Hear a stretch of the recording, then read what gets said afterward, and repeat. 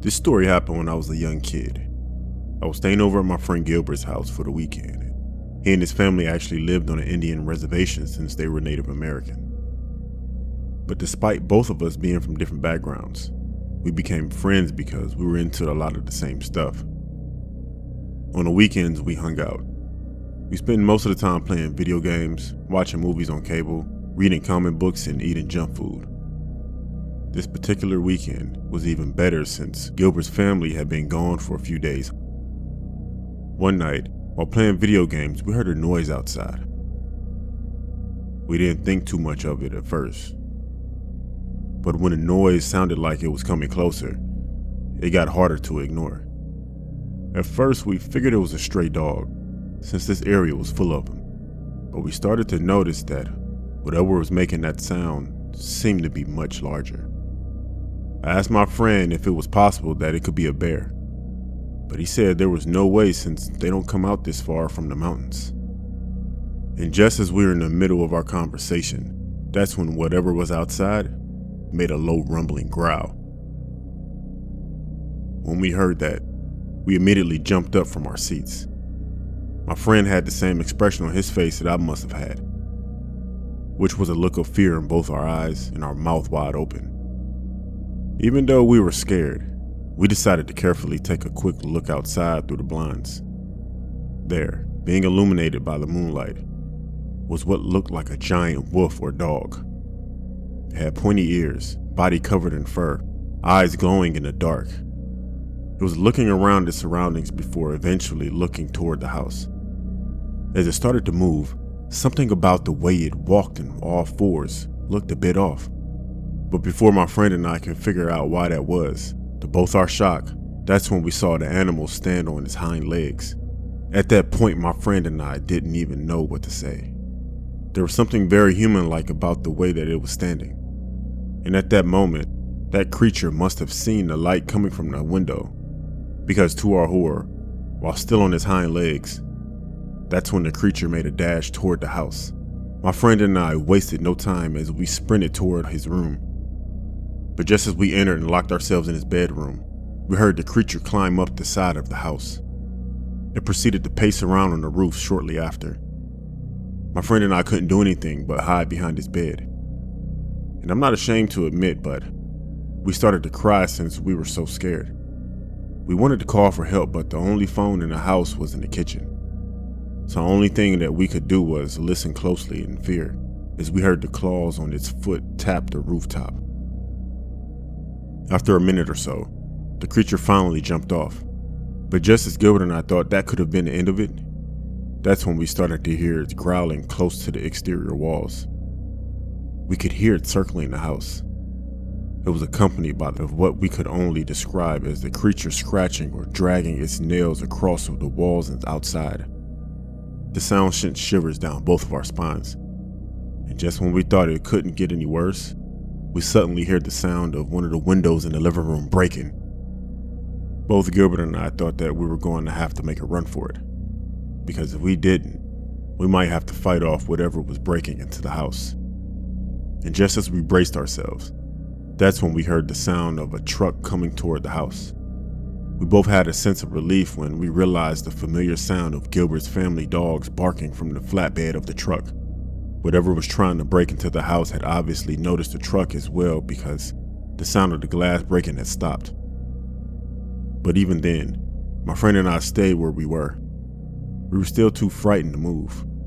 All we could hear was a bunch of commotion outside. The creature sounded like it was running away as Gilbert's family and their dogs gave chase. It wasn't until they came back that we finally came out from hiding, and we told them what happened. Upon hearing our story, they told us that when they came home, they saw what they thought was somebody trying to break into the house. But as they chased it, they could see that it was an animal of some kind.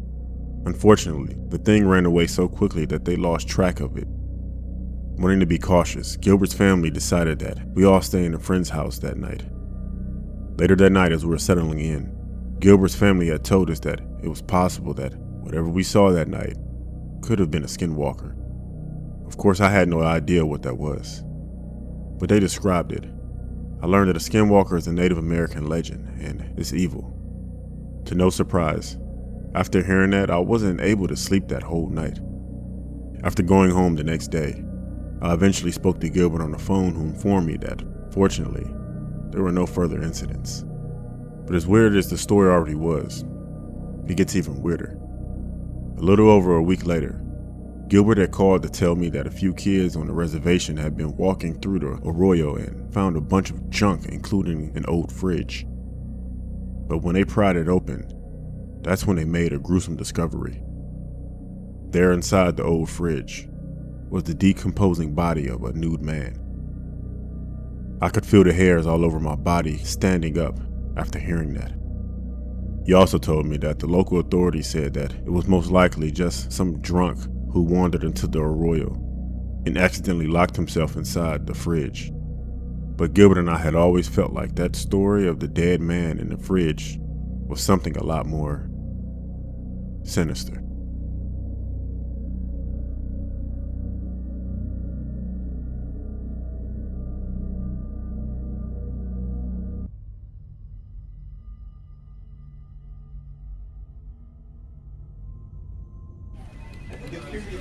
Another day working at the office. Today something feels different. Not sure why. Maybe it's the fact that I feel so tired. Perhaps I can just rest my eyes for a few seconds.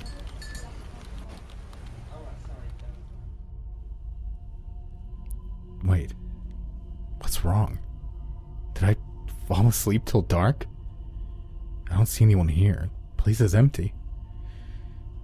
I should get going before I get in trouble. I've been walking for so long already. I can't find the exit door. Why?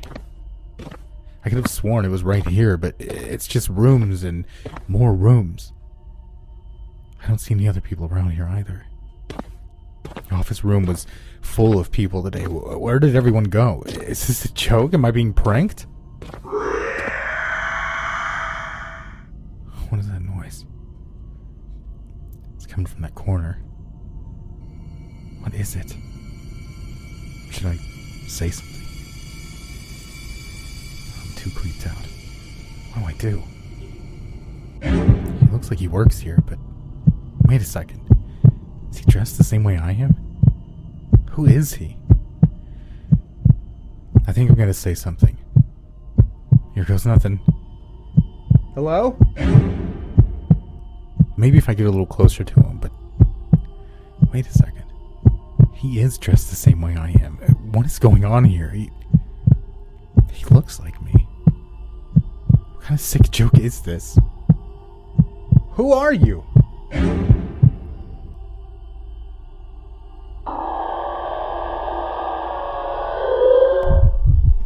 What is that thing? It looks like me. Where the hell am I? I need to find a way out of here. Maybe the windows. Let me see. They're stuck. They won't budge.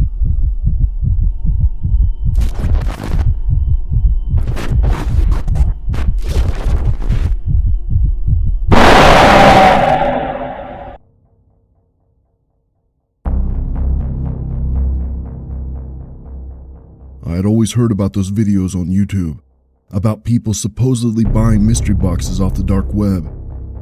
Whether they were true or not, I still found it fascinating. So one day, I decided to finally buy one and see if they were worth all the hype or not. Even though I'd been going through the dark web for a while, this would actually be the first time I'd be purchasing something. Through some recommendations, I found a site that sold some of these mystery boxes. How they obtained them, I have no idea, but the prices were surprisingly low. I'm guessing that a lot of these people involved just loved gathering and making this stuff like it was a hobby. Even though I almost backed out, I eventually ordered one.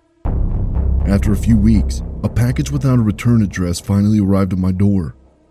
At first, I was hesitant to open it, but after a little bit of alcohol, I finally gathered the courage to do so. Inside of the brown shipping box was a smaller box. I used my pocket knife to cut through all the tape it was wrapped in. My gut instinct was telling me this might not be a good idea, but my morbid curiosity was just too much to ignore. I took a deep breath before finally taking a look inside. Right from the start, I was hit with a strong scent of pine, I was confused at first, but soon realized it was due to all the car freshener scattered inside. Weird, I thought, but I quickly threw them to the side. Next thing I saw was a keychain of a plastic toy rabbit. It was so cute, I actually wasted no time hooking it to my keys. When I looked back in the box, that's when I noticed the purse. I was kind of surprised when it was one of the purses that I knew must have cost more than I paid for the mystery box itself. Maybe it was a knockoff, I told myself. After setting it aside, I continued digging into the box. But what I saw next started to give me an uneasy feeling. At first, I didn't know what it was, but after a bit of unfolding, I realized it was a pair of latex gloves. And all over them was some kind of dark brown substance that had turned into crust. This could be anything, I thought to myself. However, the smell it gave off was that of rust. Just like the other items, I put them aside as well, but at this point, I started to get a bit concerned. I had no intention of stopping though. The next thing I saw was a layer of fabric. Upon inspecting it, I could feel something inside. After unfolding, I realized what it was. A lock of blonde hair tied together with a ribbon. The feeling of something being wrong was now getting stronger and stronger, but a part of me kept trying to convince myself that this was just a prank. I was just way too curious to see the rest of the contents of the box. I took out another layer of fabric, and that's when I saw it. There, laying on a towel, was a large kitchen knife. Its blade was heavily stained with the same brown substance that had crusted over the latex gloves. The smell of iron was overwhelming. By this stage, I knew exactly where this was going. If this was a prank, it was a convincing one, and really messed up. This could just be animal blood, I thought to myself. However, if this isn't a prank, the next thing I might see might be something I'm not prepared for. Convincing myself that it could all just be a prank, I held my breath and uncovered the last layer. Relief and confusion came over me as I didn't see anything instantly concerning. However, there at the bottom of the box was a case with a DVD. And upon looking at it closely, I noticed that it's labeled, "Watch Me." No freaking way, I thought to myself. Even if this was a prank, I was still too scared to watch what could possibly be on that DVD. But even though every fiber of my being told me to stop, I couldn't. I had to find out how this prank, if it was a prank, ended. I took another swig of my beer and forced myself to put the DVD inside my computer. Even though I was shaking at the thought of what I was about to see, I eventually pressed play. What I saw next is something I will never forget. Sitting, tied to a chair, was a woman inside a dark room that looked like a basement. She had blonde hair, and even though her blonde hair covered a lot of her face, I could tell her eyes were swollen from crying. Duct tape covered her mouth, but I could hear her crying through it. As horrified as I was, I couldn't help but continue to watch. It wasn't more than a few seconds later that a masked man appeared on the screen. And in one of his hands was a large kitchen knife that looked similar to the one from the box. I watched in horror as he raised the knife to her hair and cut a piece off. He then tied it together with a ribbon before putting it in his pocket. This is all just a prank, I kept muttering to myself. But just as I started second guessing watching the rest of the video, that's when I saw the masked man take the knife and place it on top of the woman's index finger. I could see her finger with the pink fingernail trembling from fear. My stomach dropped at the thought about what he was about to do, and before I knew it, he proceeded to slice her finger off. I could hear her muffled screams of pain as the masked man eventually severed her finger. That looked too real, I told myself, horrified. And before I could even shut off the video, that's when the masked man quickly took his knife and sunk it into the woman's stomach. I gasped as I jumped out of my chair, but the horror didn't stop. He then proceeded to cut her belly open as she squirmed in the chair. And by the time he had cut her torso from one side to the other, her intestines had spilled out over her legs. I quickly turned the video off, but by then it was too late. I had seen more than I wanted to. My heart was thumping so hard by that point that I thought I was going to have a heart attack. I also felt like I was going to throw up and faint from shock. But even after seeing all that, I was still trying to convince myself it could still be a prank. And even on the chance it was real, I had no intention of finding out. I quickly took the box and all of the contents over to a forest nearby and burned it. In the chance it was real, I didn't want to be caught in possession of what could be evidence. I especially didn't want to be caught with a possible murder weapon. But after burying all the items, I was still paranoid for the next few days. What if the person or people responsible for sending me the mystery box paid me a visit? What if they called the cops on me? I was such a mess that I started to drink more than usual, but after a week had passed, I started to calm down a little. However, I still continued to drink to take the edge off. Unfortunately, while out on the drive, I was pulled over by a cop. He told me he had noticed I was driving kind of erratically, and after taking a breathalyzer test, it was determined that I was a little over the alcohol limit. But since I was driving in the middle of nowhere and no priors, the cop decided to give me a break. Since my house was just a few blocks away, he had escorted me just to make sure I got home safely.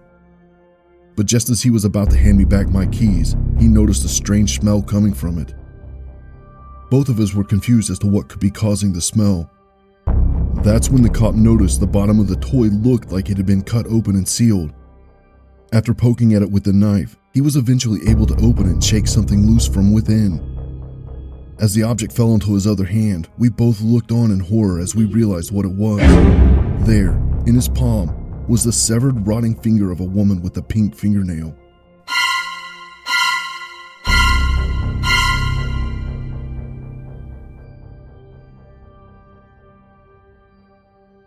If you aren't familiar with Patreon, it's an easy way for those interested in my work to see new exclusive content and updates before anyone else.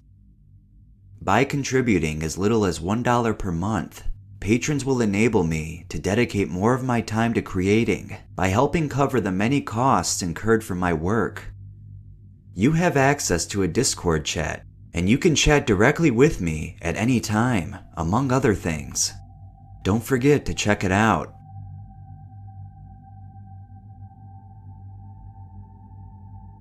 Another day working at the base. At least today, I don't have to feed it. It's been making so much noise lately. It scares the hell out of me. To give you all some context, I'm a guard at a government base. But I don't work at just any base. Here, we keep different types of prisoners. The scientists called them specimens. I honestly have no idea where they come from. Are they aliens? From parallel universes? Cryptids? I think these all might be correct, but I'm not sure. I don't know anything about them. What I do know is that they are dangerous, and everything in here is trying to kill us. I'm not the only guard here. There are a few of us. This place is tight with security, and we don't really know each other's names. In here, we are colors, and my color is blue.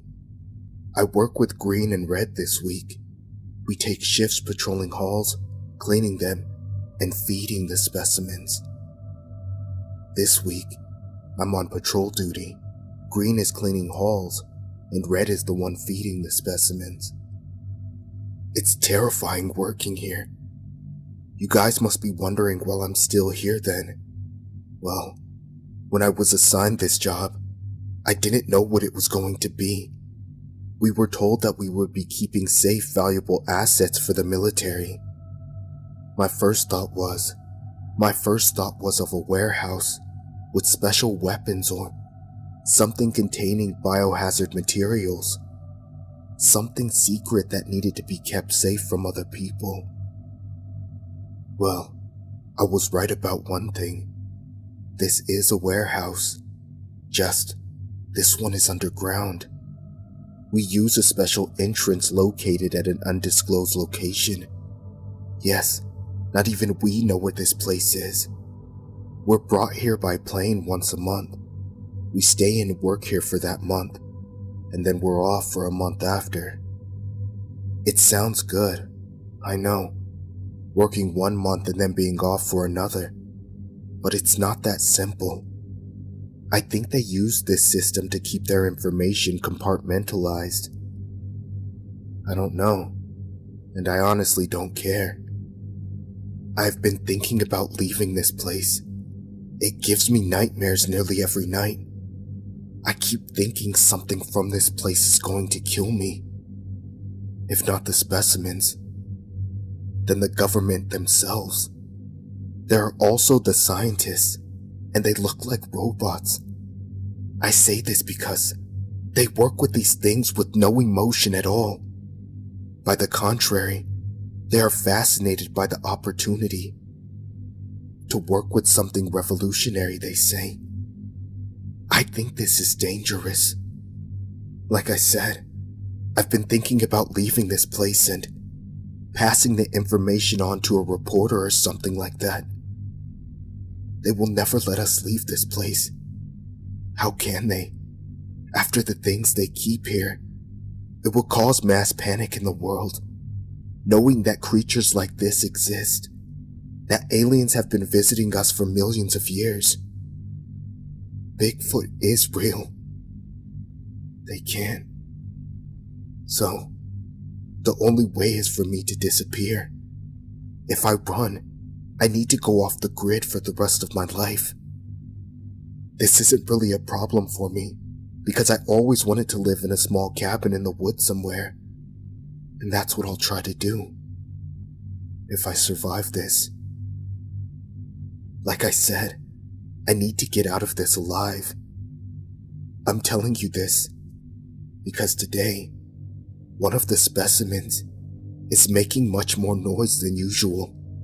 Something is bothering it, and we don't know what, but Red had to feed it. Feeding them is the job we fear the most, because we need to get close to the cell door and open a small compartment to put the food in. Let's just say that some of these creatures can put their limbs, arms, or tentacles through some of these compartments, and you need to be very careful when approaching them. In my opinion, they made the doors like this on purpose. They're trying to test these creatures' aggression and interaction with us guards. Scientists are protected in their labs and can come close to these specimens when they are in their small induced comas, done by a nerve gas.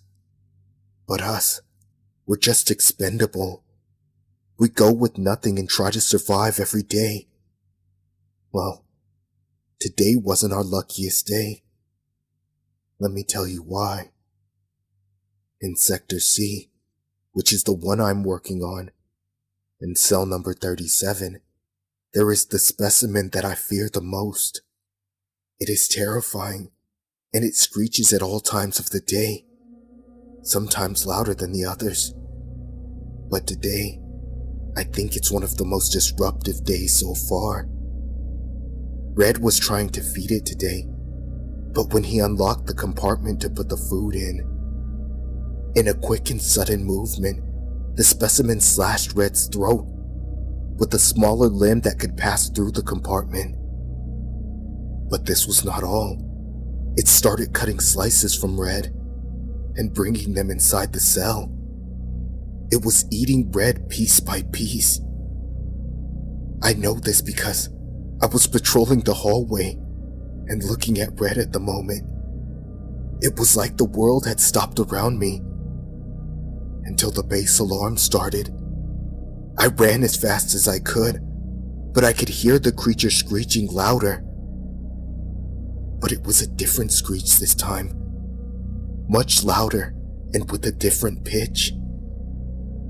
I ran to the main lab entrance where all the scientists were. One of them told me, with tears in his eyes, the creature evolved after eating the human flesh and had grown substantially in size and strength. He had tears running down his face and was paralyzed there just looking at me. I heard the creature screeching again and the loud bangs at the door. Two of the scientists started running towards the exit door of the lab. I followed after them, leaving behind the one that gave up on trying to escape. At the time that I was running, I completely forgot about Green. He was tasked with cleaning the halls, but I think he already ran away. That, or the creature got him first. We reached the main elevator. Me and 2 surviving scientists. We waited impatiently for the door to open. It was taking forever, and while we were waiting, we could hear the screams and the sound of flesh being torn at the end of the hall. The alarm lights were blinking red, and that only made everything more terrifying. The door was still closed. The elevator was still coming down. Out of all the floors that it had to descend past, we were the very last. Finally, it arrived. The doors opened and we enter. But as we do, extremely loud and fast stomps could be heard behind us. I look back, and for the first time, I see that specimen out of its cell, but now evolved, after eating so much human flesh. It was so much bigger. Its arms were massive, and it looked even more vicious. The elevator door was closing. The creature looked and ran in our direction, but before it reached us, the elevator doors closed just in time. And I think we're finally safe. So I thought. The elevator started going up, but it didn't get far. After 10 seconds of it lifting off, it abruptly stopped. We're all inside just looking at each other, with despair in our eyes. We didn't know what we could do, but we couldn't just sit there and wait. We're being hunted.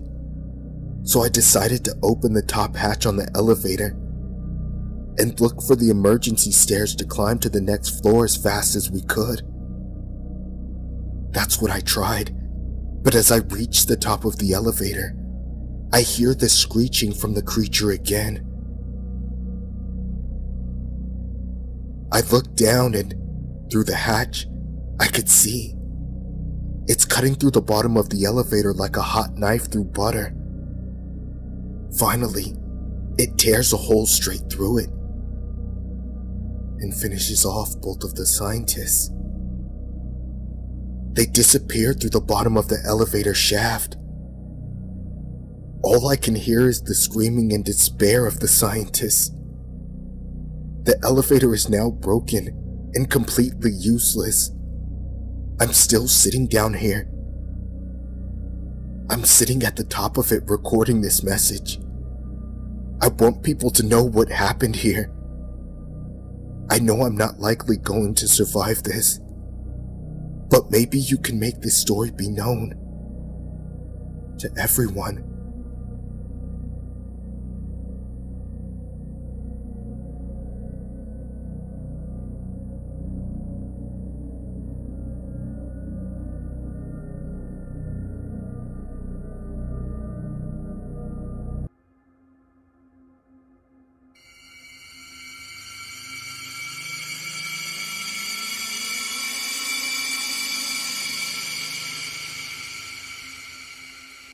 After a trip to the grocery store, Sakura is eager to get home. She carries her groceries in one arm as she carefully carries her baby in the other. But as she's walking through the alleyway that leads to her apartment, she hears something far in the distance behind her.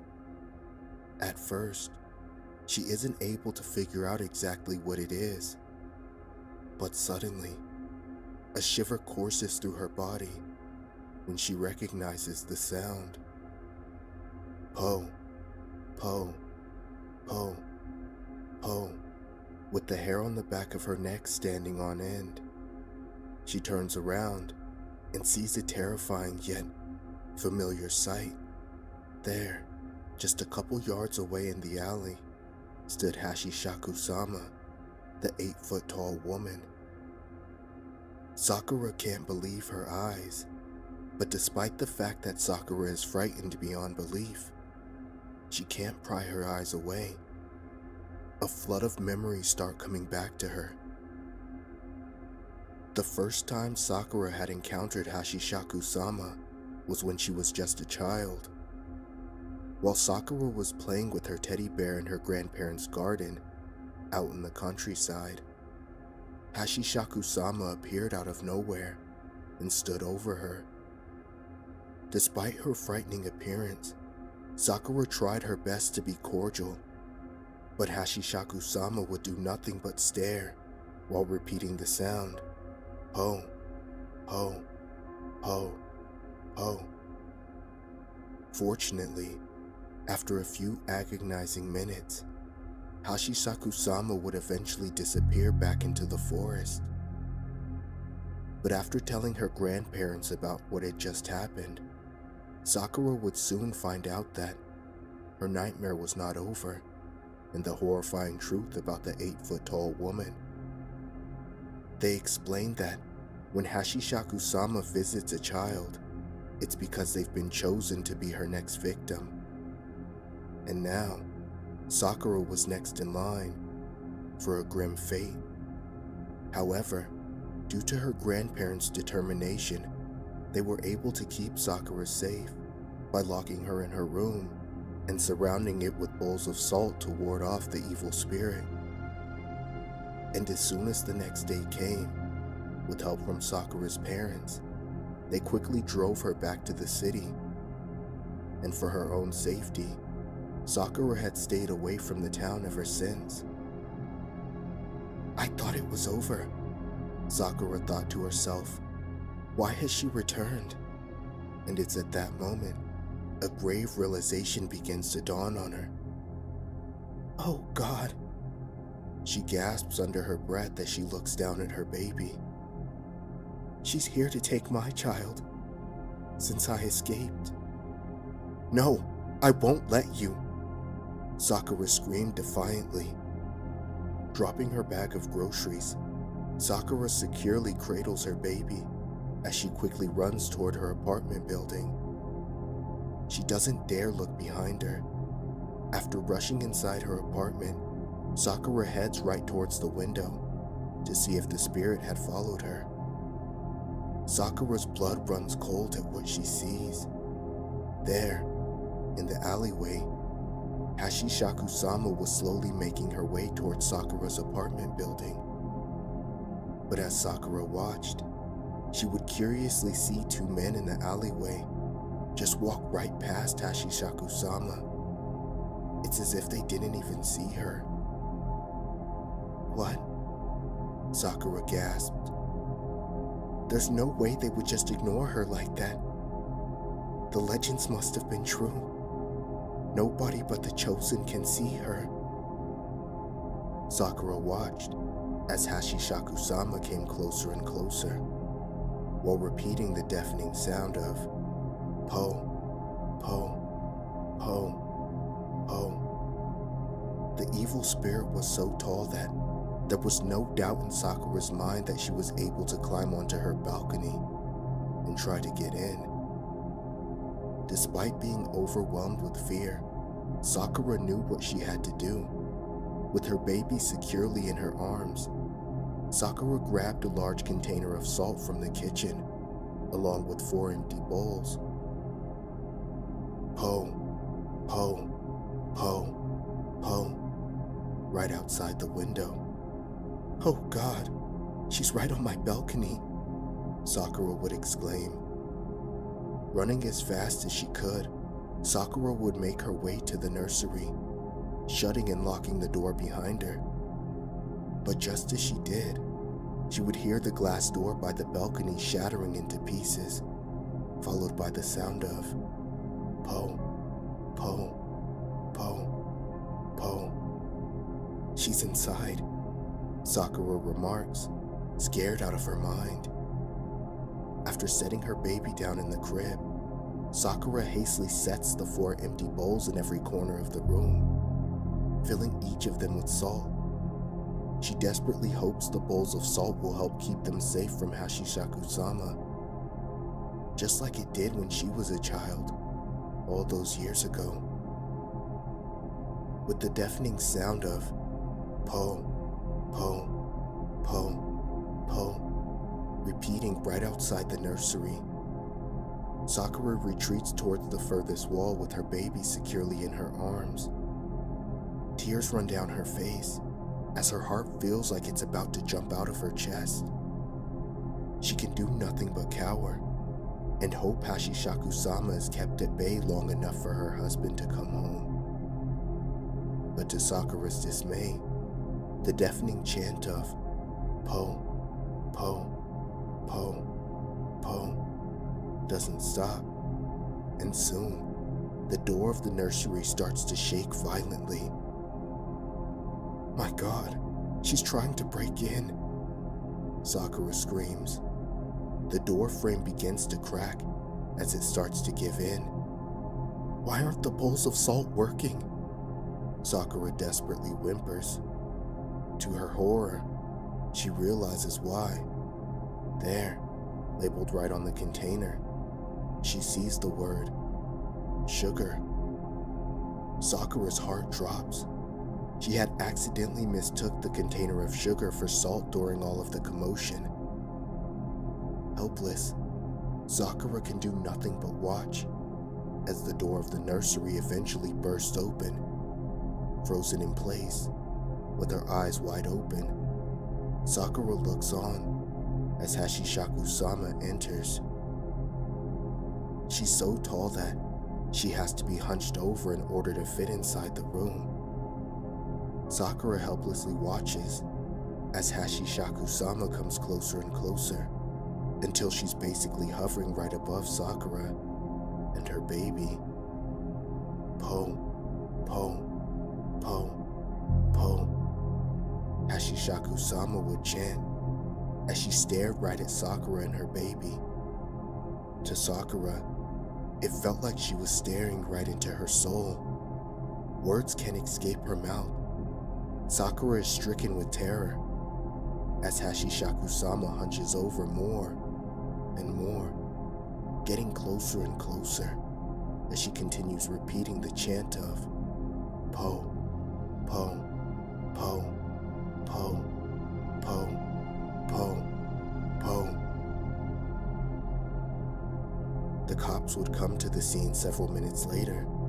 A worried neighbor had called them due to all of the noise. But upon arriving, the cops would be met with the scene of a trashed apartment. After eventually making their way to the nursery, there, they would see Sakura sitting against the back of the room. In her arms, they could see that she was cradling something. But instead of her baby, in its place, they would find a teddy bear, Sakura's childhood toy. Despite the cops' best efforts to ask what had happened, Sakura was unresponsive. All she would do was cradle her teddy bear as she stared off into space, repeatedly muttering the chant, po, po,